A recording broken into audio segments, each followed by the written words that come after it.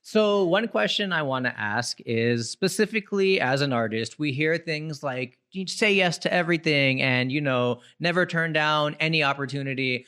On the same note, people tell you learn to say no and really, have confidence and take control. So as a freelancer in a place like India or even in general, like how do you learn to find that balance in your career? Is it simply experience? Is it having a mentor? Is it trying to get value out of everything? Like what's your personal approach? Okay. Firstly, that's a great question. Thank you, guys. The Birdy Num Num podcast every Friday. Yeah. You want to plug in the sponsors? Okay. There are no sponsors. Sponsored by myself. Yeah. So Patreon. Yeah. So. I think, at least for me, experience played played a big part in this. Like in the beginning, I did take what I got because I was literally stone cold broke. So I just had to take up stuff. One of the best advice I got was to take up things that you want to be known for. So, and that's why I cut off design work, because I absolutely did not enjoy it. And I only did illustration work. So even if someone came to me for, say, a logo, I'd refuse it, even if I not really needed it. But if I needed the money, but I could live without it, I would not do it, because that's why I'll be known for logos.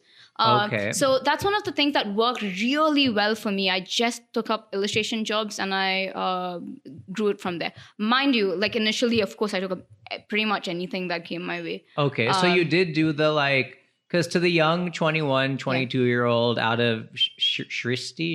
Yeah, I always get it wrong. I know it's like some girl's name. And, that person might be, literally counting every rupee and 5K for a comedy show flyer, or 2K for a restaurant menu, whatever. So is your advice do as much as you can of that until you realize, okay, at least I know how to do that, but it's not my jam? Right. So firstly, I think everyone's path is different, because there's a the biggest caveat here is money. So how much responsibility do you have? Like someone can be staying at home getting all their meals paid for, or given to them, and they don't have to pay rent and they don't have to pay the electricity bill. So they can afford to cut off jobs which they don't need to take and dive straight into things that they just want to take. Mind you, when when I started, I had bills. I had to pay for my dogs and other responsibilities. If it be for your uni, all those things rack up, and then you pick a path that suits you.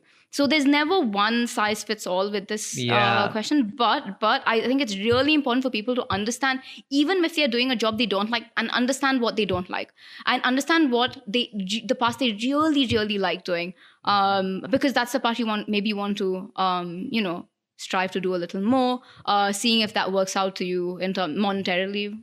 So have there been crappy projects that you've done that you're like, God, I just need the money. My back is against the wall. But then later you were like, I'm glad I did that actually, because I learned how to handle a crappy agent or whatever.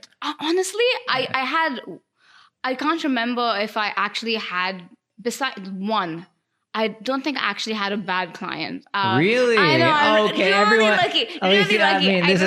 Everyone just like roll. Oh, sorry, princess. I don't know. I feel really bad because everyone's super nice, and I just had literally one person not pay me, if I'm not mistaken. Oh, no, sorry, two.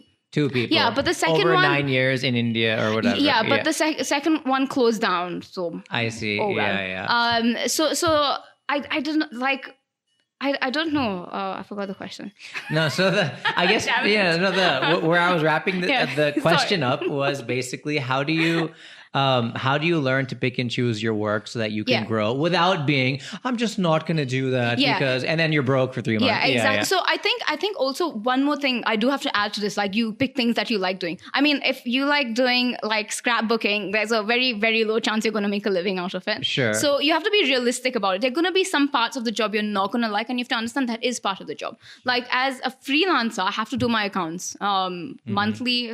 Oh, I hate that. Yeah. So now I'm used to it and it doesn't bug me as much. When I started, it was horrific. And but there's some parts of the job you just have to do, and you have to be really, I think, adult about it, and no saying I don't like doing it, so I'm not going to do it. those kind of things. I agree completely because, it's so funny. Like my wife who's in the other room, she's like, man, you're so like stone cold every day. Like I thought comedians are supposed to be funny and what did I marry and like all that. And I'm like, yeah, it's just like when people say, wow, you get paid to draw or like, wow, you get paid to tell jokes. And I'm like, no, that 1 hour took me 10 years of doing nothing in a coffee shop for two people, getting yelled at by an uncle, whatever. And and learning to read the crowd and do things. Absolutely. So I think, and that's really smart because like when people mail me and they say, I love drawing, I want to be an illustrator. I feel really sad telling them that it's not, you don't draw for most of the day. You're actually doing everything from research, talking to clients, sending out briefs, doing your costing, all that stuff. And it's a little disheartening, I feel like when I say it, but there's no other way to frame it nicely.